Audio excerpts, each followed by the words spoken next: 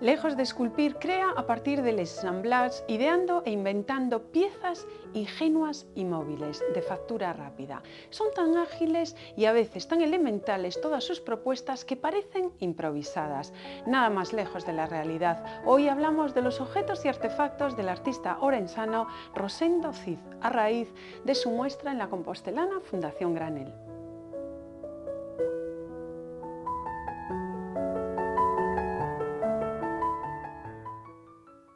Bienvenido a Espacio de Arte. Hola, buenas tardes. Empezamos con un cuestionario breve para conocerte. Hijo de Xosé Cid, autor de obras emblemáticas de la escultura del siglo XX en Galicia. ¿Qué has heredado técnica y moralmente de él? Bueno, pues técnicamente quizá se puede decir que menos, porque claro, mi trabajo está un poco en las antípodas de lo que hace él, porque él hace un trabajo más con la materia. Claro, trabaja sobre todo piedra, bronce, madera, y yo, es decir, que utiliza prácticamente esos materiales. Yo, en cambio, pues utilizo otro tipo de materiales diversos, o según me pueda interesar. Entonces, técnicamente, quizá no tanto en apariencia. Luego, moralmente, bueno, al tener un padre artista, supongo que ya vas viendo desde el principio, vas interiorizando un poco cómo es el trabajo del artista y cómo es el mundo del arte. Y lo que se puede aprender, sobre todo, es lo que cuesta, que es una carrera de fondo y que hay que trabajar mucho. Y sobre todo, y ser fiel a uno mismo, yo creo que es lo más por decirlo en general. Él ha hecho monumentos a Eduardo Blanco Amor, a Concepción Arenal, a Cela y a San Rosendo. De ahí viene tu nombre.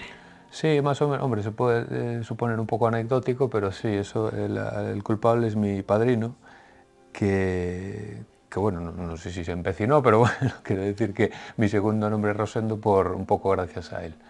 O sea, de hecho, yo me llamo José Rosendo, o sea, yo tengo un nombre doble, pero sí. Y luego, a través de mi padrino, que trabajaba en cultura en la Diputación de Orense, pues le encargó mi padrino, a partir de conocerse ellos dos, pues le encargó una serie de trabajos. Y luego pues fue haciendo trabajos sobre San Rosendo, que de hecho tiene varios. Y tú has realizado 365 maneras de estar en el mundo. ¿Nos Sí. puedes citar solamente tres importantes, las más significativas?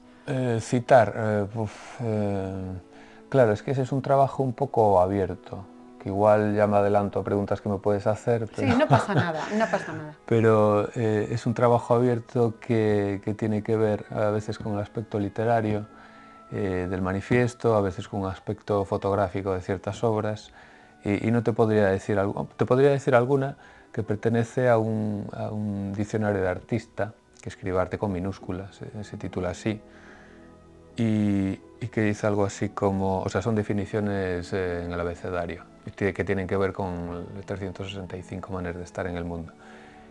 Y dice algo así como, a ver si me acuerdo, por ejemplo, con la entrada de vacaciones, pues el artista nunca jamás las coge. Es decir, ese tipo de posicionamientos dentro del arte y también respecto al mundo.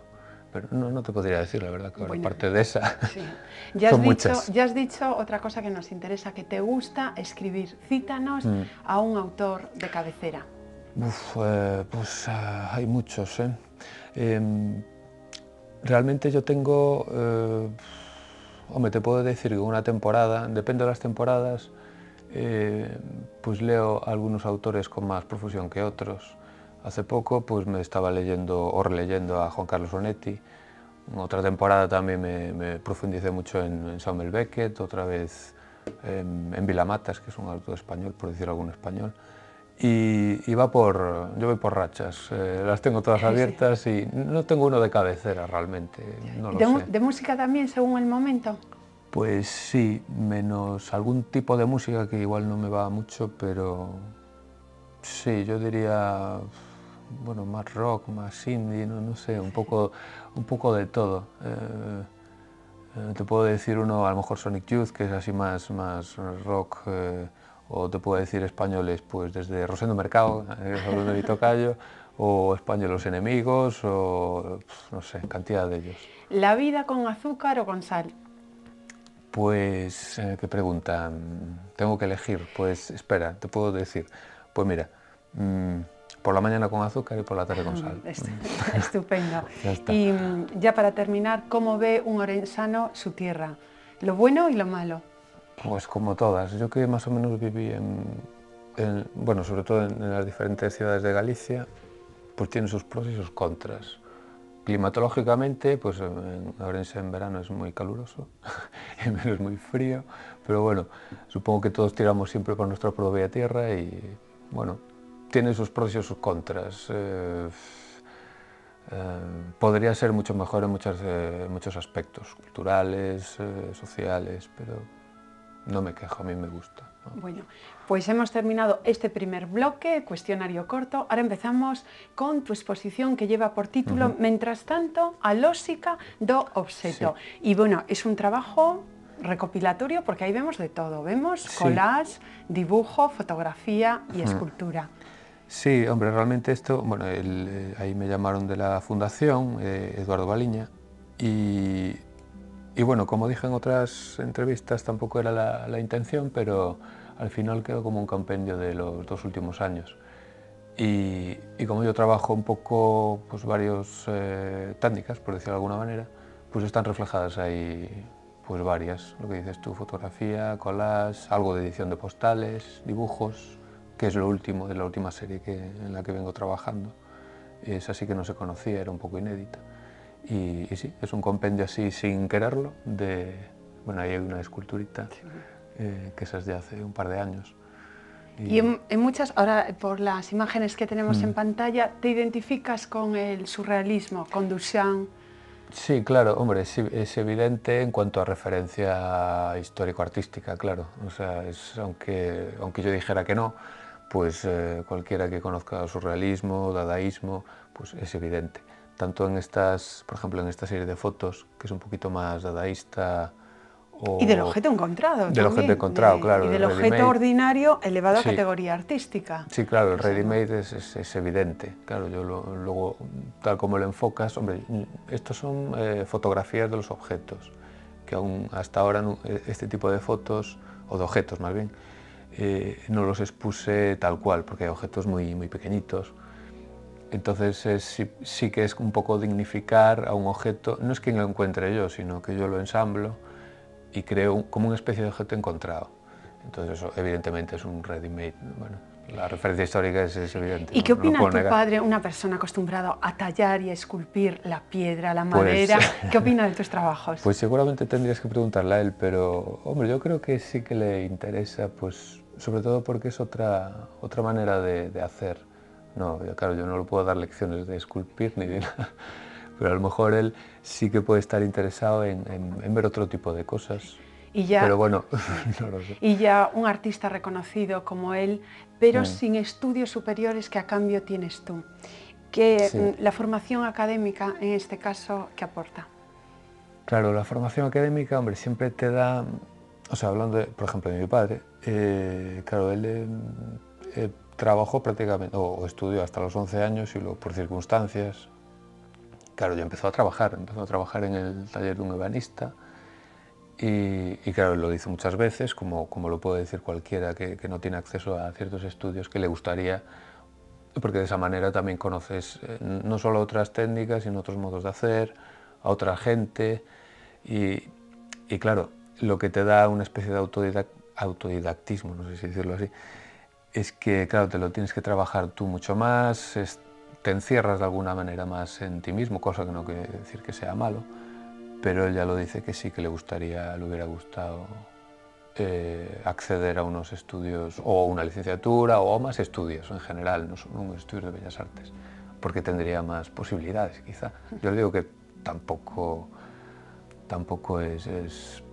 vamos, no es ni bueno ni malo, es decir, es lo que es y cada uno es su camino, ¿no? Sí, porque además a veces, por ejemplo, como el caso de tu manifiesto, se fragua no en una academia de arte, sino en el bar, en un bar de carretera. Sí, además. así es que eso, claro, a cuento de lo que venía diciendo ahora, claro, depende de las circunstancias vitales de cada uno.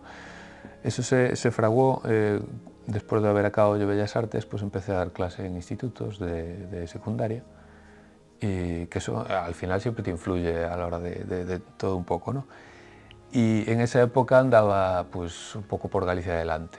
Y entonces trabajaba muchas veces, incluso haciendo piezas, pues tanto en un hostal como en una cafetería. Entonces se fraguó durante ese tiempo. Entonces por eso lo especifico, que aunque parezca anecdótico, igual no lo es tanto. En muchas ocasiones vemos partes tuyas corporales, como piernas, manos, brazos, y tapados por la propia escultura. ¿Cómo se deben de leer estas imágenes? Sí, bueno, esas a las que hace referencia, o algunas quizás son de series más antiguas, que, como me preguntabas al principio de la serie esta de 365 maneras de estar en el mundo, un poco esa serie también parte de la idea de diario, es decir, esas piezas que tú citas que se ven por manos, piernas, son las mías propias, en una idea de diario, de artista, por decirlo de alguna manera. Y que lógicamente si fueran otras... Estamos viendo ahora el tubo como Sí, tapa. bueno, esas son ya esculturitas, Sí. en otras en las que salgo yo mismo. Claro, ahí puede ser otra no, no soy yo, evidentemente, pero en estas que estoy pensando ahora, claro, es la idea que te decía de diario. Entonces el estar tapado o no estar tapado, bueno, puede responder a una serie del hecho de la circunstancia que tienes alrededor. A veces yo incido un poco en lo que es la crítica sobre el propio arte, algunas de mis series, otras son Bueno, más en afectuales. esto, la crítica sobre la propia historia del arte, no es que incidas Sí, alguna vez, lo has hecho muchas veces, en muchas sí, ocasiones, sí, y de a alguna nivel manera. Es que escultórico. esas, bueno, esa no sé si decir que es una de las series principales mías, pero sí incide un poco en lo que es la labor diaria de un artista, ¿no? A veces es qué pasa cuando estás en el estudio, o cuando no estás haciendo nada, a ver qué ocurre, que igual es una referencia, puede ser una pieza de Bruce Nauman, de ciertos vídeos que hizo él en su estudio. Otro es de lo que ocurre, lo que le ocurre al artista, que al artista también le ocurre, que las circunstancias quizá del mercado del arte, quizá de las circunstancias vitales. Entonces es una serie que incide un poco en todo, es decir, y entonces las lecturas yo las planteo por esas maneras de estar en el mundo, tanto artísticas como vitales. O sea, me interesa que sea así. Y el vídeo, algunos vídeos que tienes, por ejemplo, ocupación y desocupación de un espacio. Simplemente se trata de llenar un frigorífico. ¿Es asimilable como forma de arte? Sí, bueno, esa es una serie antigua, del 2003 o 2004, si mal no recuerdo. Esa era una serie de vídeos que hice un poco preocupado más por el espacio y por la acción a veces cotidiana. Es decir, esa serie tenía varias lecturas, por ejemplo, el llenar y el vaciar una despensa, luego volverla a llenar, venía dado un poco por un acto diario, por la dificultad de poner los mismos objetos de la misma manera. Esos objetos, como eran alimentos, pues también hacían una especie de cuadro, es decir, también había muchas lecturas. Y luego es un poco absurdo el acto. Y el tedio El tedio también, o el aburrimiento. Sí, En un sí, texto sí, que me sí. había hecho Nacho Barcia para una exposición, hablaba de que yo no me aburría. Bueno, le decía irónicamente, ¿no? Que a veces planteaba que Rosendo se debe aburrir mucho, o no, es decir, porque de cualquier acto puede sacar algo. Que yo siempre digo que de cualquier acto puede ser asimilable como arte, ¿no? ¿Por qué no? Es decir, así, ¿por qué no? No vamos a profundizar más. Sí. Y entonces esa serie de vídeos pues venía a hablar, pero claro, lo que te decía, como es una serie antigua, supongo que nos pasará a todos los que trabajamos, bueno, en el arte, en otro tipo de profesiones humanísticas, por decirlo de alguna manera, que ahora lo haríamos de otra manera, o ahora lo vemos con otra perspectiva. A mí me pasa mucho de ver ciertas series ahora, en la actualidad, que digo, esto no funciona, esto lo haría ya de otra manera porque el enfoque no es igual, me parece incluso muy evidente o muy manido, o supongo que nos pasa a todos. Vamos a hacer un pequeño paréntesis y nos desplazamos a la Fundación Granel para escuchar la opinión de Eduardo Baldiña. Bueno, é un placer ter que falar de Rosendo Cid porque, aparte de ser un grande artista, colega de traballo, amigo, persoa que xa coñezo dende hai anos, a quen eu sigo a súa trayectoria como artista dende hai un tempo, non? Dende que xa nos coñecemos. Entón, aparte de que si hai unha grande admiración polo seu traballo, pois tamén hai unha admiración, por dicirlo de algún xeito, pola propia persona, por el mesmo, non? Unha persoa que o aprecio moito e bueno, creo que é un bo amigo. Así que facer de comisario da súa exposición, pois en parte é un honor e en parte tamén é un grande placer, non? Convivir con el nesta experiencia que ao final resulta moi gratificante e ata moi divertido en certos momentos. Non sei que dicir moito da súa obra, porque como son un grande admirador, todo o que podo dicir van a ser cousas boas, pero eu creo que o que máis resaltaría é esa ironía que aparentemente non se ve, pero que despois, a través dos seus traballos, sobre todo dos obxectos, esas cousiñas pequenas que vai atopando por aí, ou unha peza, por exemplo, que hai nesta exposición que é como moi divertida e moi irónica, que é un palillo con ese papeliño que se lle mete para dentro, que é un feito que facemos sempre todos nos bares e que nunca nos damos conta de que eso pode ter unha repercusión tan importante. Aparece alguén como Rosendo que colle e nos lo mostra aquí como se fora e que ao final é unha grande obra de arte. Creo que é un grande artista e é un placer poder falar del e poder haber compartido todo isto con él. Bueno, y gracias, Edu, por tu alegría. ¿Qué te ha parecido? Pues sí, bueno, siempre es raro oír hablar de lo que dicen de uno. Sí. No, y a veces porque, por ejemplo, tu trabajo no es fácil, muchas veces. Bueno, no lo sé, supongo depende quién, o a veces yo me tengo encontrado durante todo este tiempo, pues hay gente que me dice, por ejemplo, referente a estas fotos precisamente, me decían, bueno, me decía esta persona, no lo acabo de entender muy bien, pero las fotos están bien. Y claro, es un comentario así un poco, no sé, que le salió de dentro, ¿no? Yo le digo, hombre, no sé qué quieres decir con eso. Las fotos están bien, no sé cómo tomármelo. Quiero decir, hay tipos de gente, bueno, esto igual queda muy mal decirlo, ¿no? Pero que a ciertas exposiciones va con una serie de prejuicios, o, por ejemplo, lo que decía ahí Edu de esa pieza del palillo, que no deja de ser un palillo con el papelito que viene envuelto, le haces así y luego lo fotografías. Claro, yo puedo entender y que hay gente que le puede sorprender, ¿no? Que mira, tú total, solo coges el palillo, lo haces así y le haces una foto, ¿no? ¿Qué diferencia eso lo puedo hacer yo? Yo pues sí, claro, lo puedes hacer tú. Quiero decir, hay muchos prejuicios. Claro, a veces a mí este tipo de cosas a veces hasta te hacen dudar. Entonces, a lo mejor es una tontería esto que ya estoy haciendo.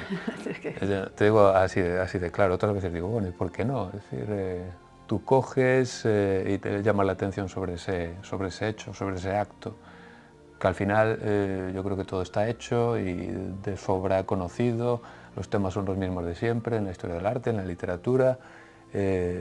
Bueno, y luego hay maneras de plantearlos. Bueno, pero lo que es interesante, por ejemplo, en tu obra también hay referentes a Ervin Burr, muchas veces haciendo actos totalmente banales, pero a nivel plástico en Galicia, pues eres de los pocos que lo tratan, entonces es realmente significativo. Bueno, sí, bueno, hombre, uno cuando se pone a hacer, no se plantea si alguien lo está haciendo. Claro. Por ejemplo, de eso te puedo contar, es un poco anecdótico, pero bueno, no, es interesante que lo cuente.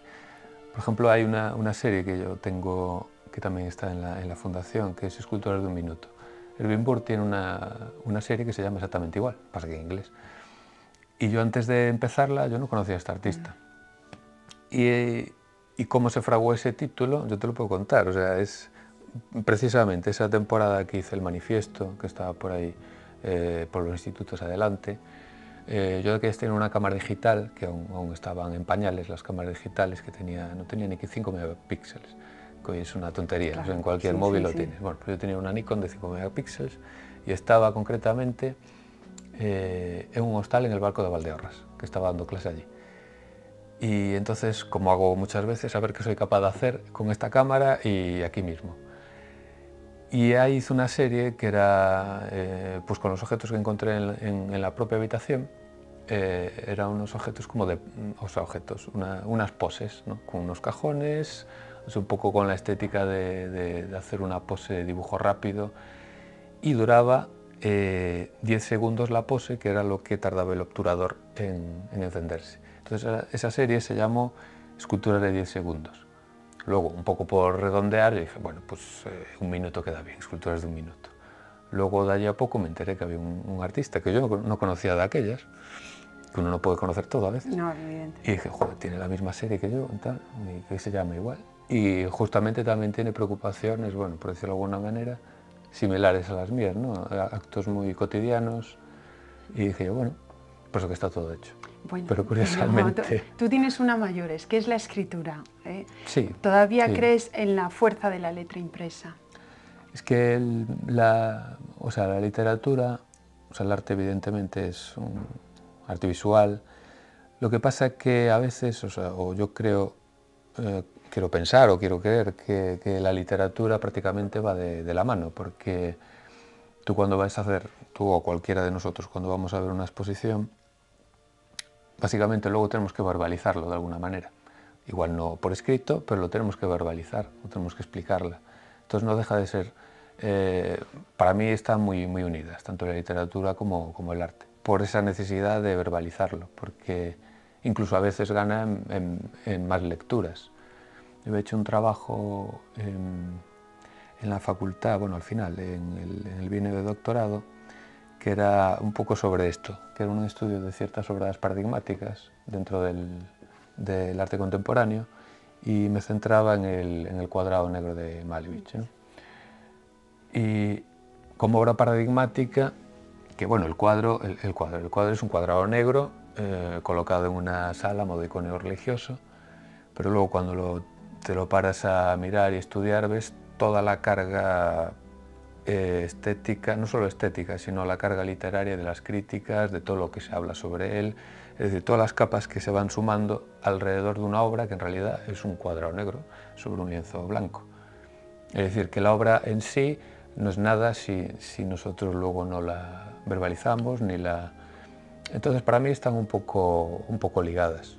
Luego evidentemente, pues yo como en la serie que hay en la Fundación Granel, que son dibujos y frases, ahí igual está más claro, porque utiliza la frase, claro. Es un poco más literario.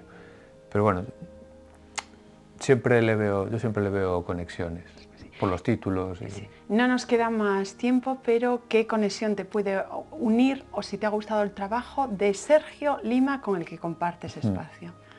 Bueno, Sergio yo la verdad, sinceramente no lo conocía, tengo que decirlo, pero sí me gustó sobre todo unas series que tenían que son unos animalarios. Es un poco, bueno, evidentemente está ligado un poco al surrealismo, y fueron las series que más me gustaron, porque es como crear algo que no existe, ¿no? Un poco de la imaginación, del surrealismo, es lo que más me interesa. Bueno, pues si te parece, lo dejamos aquí e invitamos a que comparen los dos bestiarios, el tuyo y el de Sergio Lima, allí en la Fundación Granel. A ti, hasta siempre, que vuelvas a visitarnos. Gracias. A ti. Magnifica lo anecdótico. Incluso el artista puede ser una obra de arte en sí mismo. Elementos vulgares como palillos o corchos, elevados a categoría artística porque la cámara fotográfica de Rosendo Cid les ha otorgado esa categoría. No dejen de admirar esta muestra en la Fundación Granel. Por lo menos van a salir con una grata sonrisa. Les esperamos como siempre en Espacio de Arte.